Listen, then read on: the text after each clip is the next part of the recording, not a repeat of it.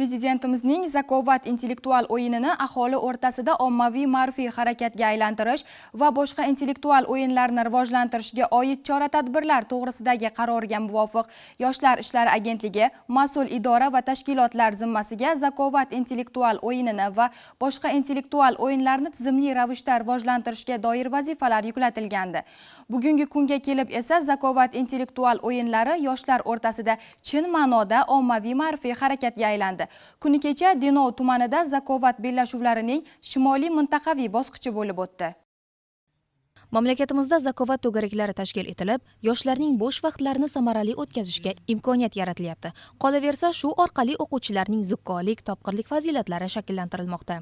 Maktab o'quvchilari hamda oliy o'quv yurtlari talabalari tomonidan Zakovat intellektual o'yinlarini o'tkazish maqsadida viloyatimizning shimoliy tumanlarida ta'lim olayotgan maktab o'quvchilari va Denov tadbirkorlik va pedagogika instituti talabalarining eng zukko, bilimdon yoshlaridan tashkil topgan jamoalar shakllantirildi. Ular Denov tumanidagi 2-son ixtisoslashtirilgan maktab internatida jam bo'lishdi. Yoshlarning mantiqiy fikrlashini yanada kuchaytirish maqsadida tashkil etilgan musobaqa bahs-munozaralarga boy bo'ldi. O'yin davomida ishtirokchilar o'tkir zehn egalari ekanliklarini namoyon etishdi. Zakovat sizni jamoaviy ishlashga, o'z ustingizda ko'proq bilim oshirishga undaydi. Biz ham shu maqsadda harakat qilamiz va nasib qilsa yaqindagi rejalarimizda boshqa tumanlarda ham ushbu klublarni, filiallarni ochishni reja qilganmiz.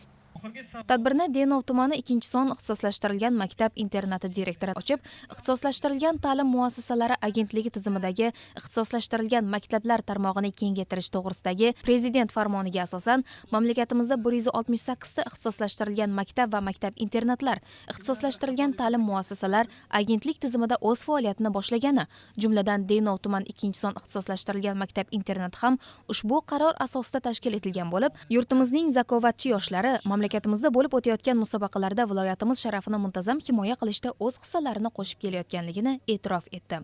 Maktabimiz bugun mezbon bo'lgan shu maktab imini o'quvchilari respublika bosqichiga mutlaq g'oliblikni kiritib, Surxondaryo viloyatini 15-oktyabr kuni respublika bosqichida himoya qilishadi.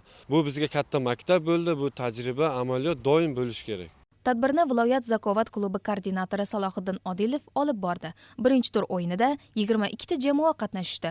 Sarosiyo, Sho'rchi, Oltinsoy tumanlaridan ham jamoalar ishtirok etishgani Zakovat o'yinlarini ko'tarinki ruhda o'tkazilishiga asos bo'ldi. Endilikda har 2 haftada o'yinlar doimiy ravishda o'tkazilishiga kelishib olindi. Musobaqada g'olib bo'lgan jamoalar tashkilotchilarining faxriy yorliqlari va esdalik sovg'alari bilan taqdirlandilar.